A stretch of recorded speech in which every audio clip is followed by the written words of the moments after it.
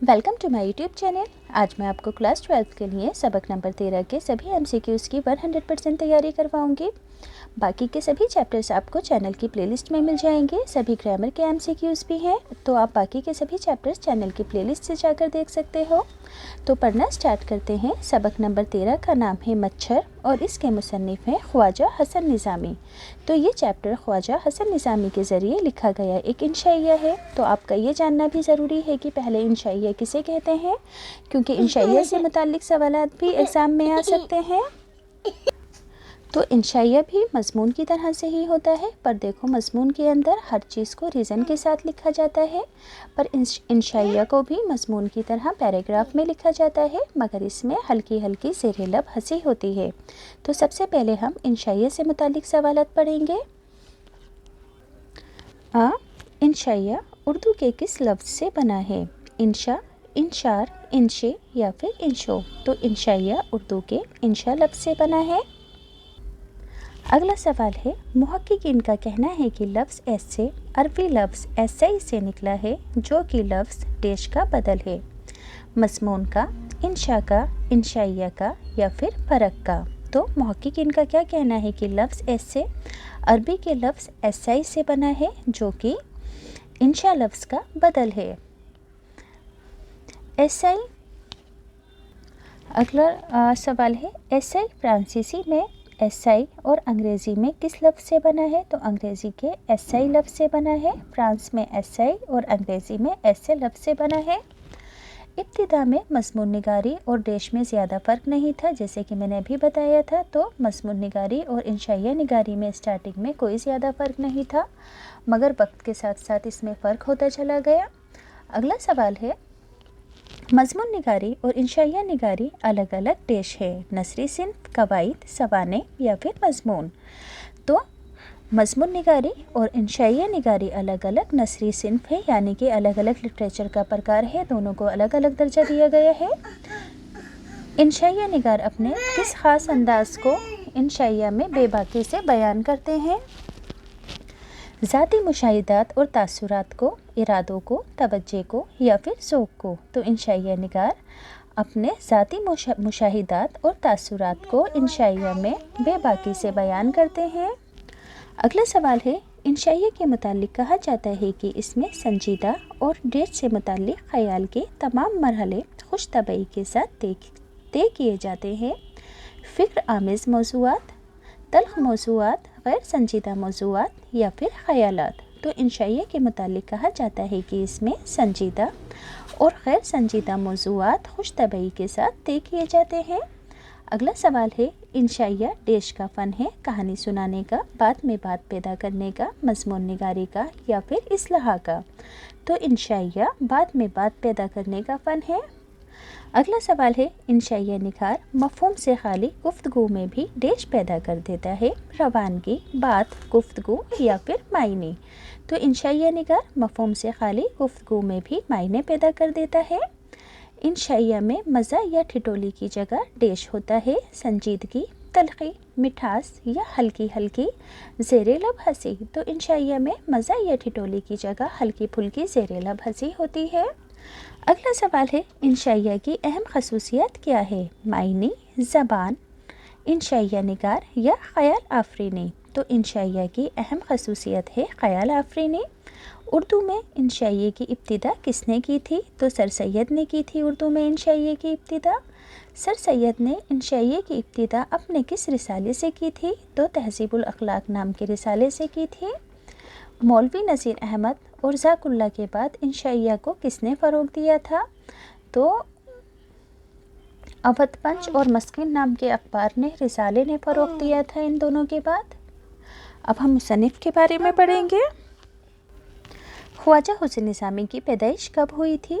1876, 1877, 1878 या 1879। तो ख्वाजा हसन निज़ामी की पैदाइश 1878 में हुई थी। ख्वाजा हसन निज़ामी का इंतकाल कब हुआ? 1954, 1955, 1956 या फिर 1957।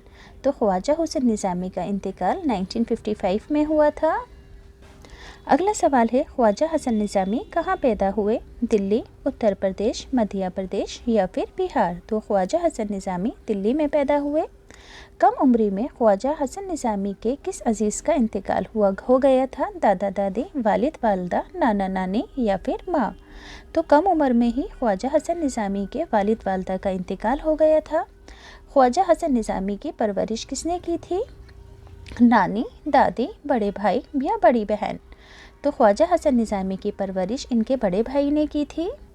اگلا سوال ہے خواجہ حسن نظامی نے عربی اور فارسی کی تعلیم کہاں سے حاصل کی؟ دلی، علی گڑھ، ہریانہ یا پھر بنارس؟ تو خواجہ حسن نظامی نے عربی اور فارسی کی تعلیم دلی سے حاصل کی۔ خواجہ حسن نظامی کو بچپن سے کس چیز کا شوق تھا؟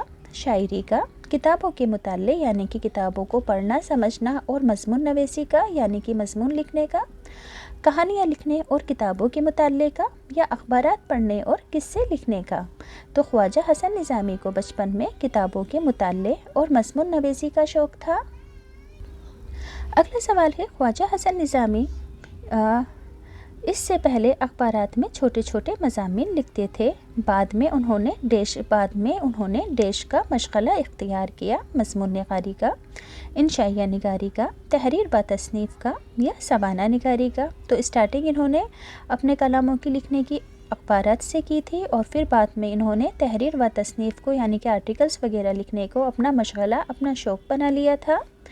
خواجہ حسن نظامی کے مشہور رسالے کا نام بتانا ہے۔ تو خواجہ حسن نظامی کے مشہور رسالے کا نام ہے سنادی۔ اگلا سوال ہے خواجہ حسن نظامی کی نثر میں ادبیت، ظلمت اور ڈیش کی عجب آمیزش نظر آتی ہے، مقبولیت کی، زبان کی، روحانیت کی یا پھر روانگی کی؟ تو خواجہ حسن نظامی کے نثر یعنی کہ اردو لٹریچر میں ادبیت، ظلمت اور روحانیت کی عجیب آمیزش نظر آتی ہے۔ خواجہ حسن نظامی کی کون سی بات معمولی واقعات اور روزمرہ کی چیزوں کو بھی غیر معمولی بنا دیتی ہے؟ لفظوں کا استعمال، اسلوب، لکھاوٹ یا پھر سہل زبان؟ تو خواجہ حسن نظامی کا اسلوب یعنی کہ لکھنے کا طریقہ معمولی واقعات اور روزمرہ کی چیزوں کو بھی غیر معمولی بنا کر پیش کرتا ہے۔ اسلوب کہتے ہیں اسٹائل کو، لکھنے کے طریقے کو۔ اگلا سوال ہے خواجہ حسن نظامی کی نثر نگاری کی کیا خصوصیت ہے؟ کہ وہ بے تکلفی، سادگی اور لطیف انداز میں لکھتے ہیں، اسلوب اور لفظوں کا صحیح چناؤ کرتے ہیں، سچی اور بے باکی کے ساتھ لکھتے ہیں باتوں کو، انداز بیاں بہت اچھا ہے۔ تو خواجہ حسن نظامی کی نثر نگاری کی خصوصیت ہے کہ وہ بے تکلفی، سادگی اور لطیف انداز میں لکھتے ہیں۔ خواجہ حسن نظامی کو مرکہ نگاری اور ڈیش میں مہارت حاصل تھی، وہ اپنے چھوٹے چھوٹے جملوں سے بڑی بڑی باتیں کہہ دیتے تھے۔ منظر کشی، لفظوں کا چناؤ، زبان یا پھر قواعد؟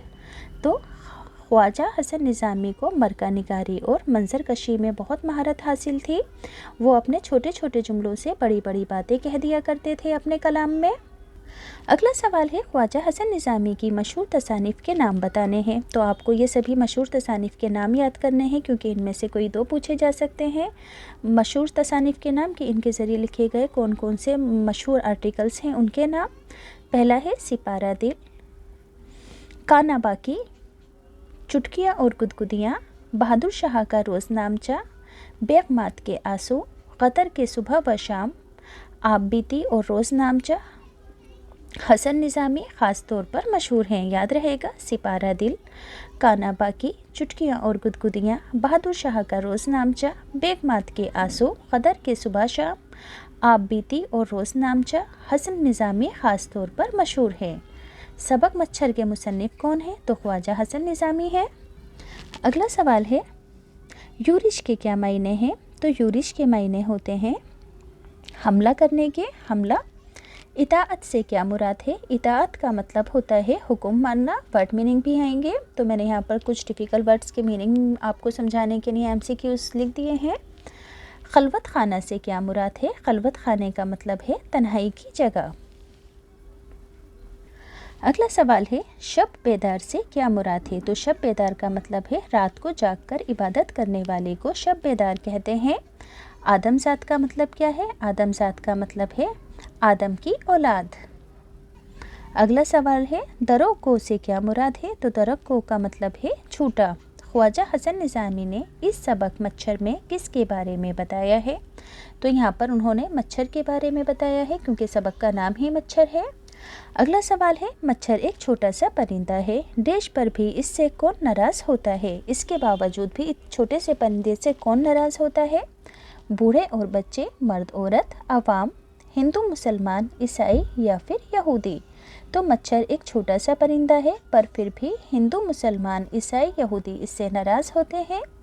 हिंदू मुसलमान, ईसाई, यहूदी किससे जंग के नक्शे बनाते हैं? एक दूसरे से, मच्छर से, हुकूमत से या दूसरे मुल्क के लोगों से? तो हिंदू मुसलमान, ईसाई और यहूदी मच्छर से जंग के नक्शे बनाते हैं। अगला सवाल है जंग के नक्शे बनाने के बावजूद किसके आगे हिंदू मुसलमान, ईसाई और यहूदी के आगे एक की नहीं चलती? किस चीज़ के आगे हिंदू मुसलमान, यहूदी की एक नहीं चलती है? तो मच्छर के आगे एक नहीं चलती है सबकी। मच्छर अमीर गरीब, अदना आला, मर्द औरत ये किसी को नहीं छोड़ता है और तो और ये देश पर भी हमला कर देता है, बच्चों पर, बुजुर्गों पर, पालतू जानवरों पर या परिंदों पर। तो ये पालतू जानवरों पर भी हमला कर देता है। अगला सवाल है देश की बीमारी फैलाने में मच्छर पर इल्ज़ाम आदमियों ने लगाया। किसकी कौन सी बीमारी फैलाने पर? प्लेग की बीमारी फैलने पर मच्छर पर आदमियों ने इल्ज़ाम लगाया कि मच्छर की वजह से प्लेग की बीमारी फैली है। अगला सवाल है कौन सी बीमारी फैलने पर मच्छर को निस्तो नाबूद करने की आवाज़ बुलंद की गई? मलेरिया, प्लेग, तपेदिक या फिर बुखार? तो मलेरिया की बीमारी फैलने पर मच्छर को निस्तो नाबूद करने की बात कही गई। मच्छर का कहना है कि मैं बेखबरी में आता हूँ, ना सोते में सताता हूँ, मैं देश देकर आता हूँ। अल्टीमेटम आवाज़ बताकर या फिर चीख कर? तो मच्छर अल्टीमेटम देकर आता है यानी भिनभिनाहट की आवाज़ के साथ। अगला सवाल है मच्छर ने इंसानों से कहा कि तुम्हें मेरे कारनामों का पता नहीं, देश का दावा करने वाले का गरूर मैंने ही तोड़ा था, खुदाई का दावा करने वाले नमरूद का, मगरूर लोगों का, हुकूमत का या जालिमों का? तो आंसर होगा खुदाई का दावा करने वाले नमरूद का। अगला सवाल है ये बात किसने कही कि तुम नाहक भी करते हो और मुझे अपना दुश्मन तसव्वुर करते हो? मैंने ही नमरूद की खुदाई खाक में मिलाई थी। तो ये बात मच्छर ने कही थी। मच्छर ने अपनी तारीफ़ के कसीदे किससे पूछने को कहा था? तो मच्छर ने अपनी तारीफ़ के कसीदे शाह साहब से पूछने को कहा था। अगला सवाल है मैं मच्छर की ज़िंदगी को दिल से पसंद करता हूँ, ये दिन भर बेचारा खलवत खाने यानी कि अकेला रहता है, रात को जो खुदा की याद का वक्त होता है बाहर निकलता है और फिर तमाम रात खुदा की तस्बीह करता है। ये बात किसने कही थी? ये बात शाह साहब ने कही थी। मच्छर ने तबसरा किया कि शाह साहब के कलमात सुनकर मुझे तसल्ली हुई कि इंसानों में भी इंसाफ करने वाले मौजूद हैं। मच्छर दिल में किस बात पर शर्मिंदा होता है? तो मच्छर दिल में शाह साहब के पैरों का खून चूसने की वजह से शर्मिंदा होता है क्योंकि उन्होंने मच्छर के बारे में हक बात कही थी।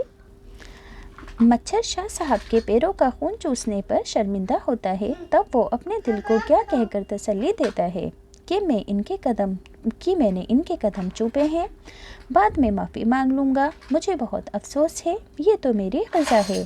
तो जब मच्छर शाह साहब के पैरों का खून चूस लेता है तब वो अपने दिल को ये कहकर तसल्ली देता है कि मैंने इनके कदम चूमे हैं। अगर तमाम कौम सूफ़ी साहब की तरह हो जाए और शब बेदारी करे तो हमारी कौम देश को सताने से खुद ब खुद बाज आ जाएगी। हुकूमत, बच्चों, सूफ़ी साहबों को या फिर इंसानों को? तो आंसर होगा इंसान कि अगर तमाम कौम सूफ़ी साहब की तरह रात को जाग कर इबादत करने लगे तो हमारी कौम यानी कि मच्छर इंसानों को सताने से खुद ब खुद बाज आ जाएंगे। अगला सवाल है मच्छर ने इंसान को क्या धमकी दी? मच्छर ने इंसान को धमकी दी कि वरना याद रहे कि मेरा नाम मच्छर है, चैन से जीने ना दूंगा। डॉक्टर साहब के मेज़ पर रखे पायनीर अखबार ने मच्छर ने क्या किया था? वहाँ बैठ गया था, वहाँ बीमारी के जरासीम छोड़ दिए थे, वहाँ खून की नन्ही नन्ही बूंदें डाल दी थीं, अखबार पर बैठकर अल्टीमेटम दिया। तो डॉक्टर साहब की मेज़ पर रखे पायनीर अखबार पर मच्छर ने खून की नन्ही नन्ही बूंदें डाल दी थीं। मच्छर के बारे में इंसान क्या कहता है? مچھر کمزاد ہے، یہ گندگی سے پیدا ہوتا ہے، یہ بہت پریشان کرتا ہے، یہ بیماریاں پھیلاتا ہے، یہ سونے نہیں دیتا۔ تو مچھر کے بارے میں انسان نے کہا کہ مچھر کمزاد ہے اور یہ گندگی سے پیدا ہوتا ہے۔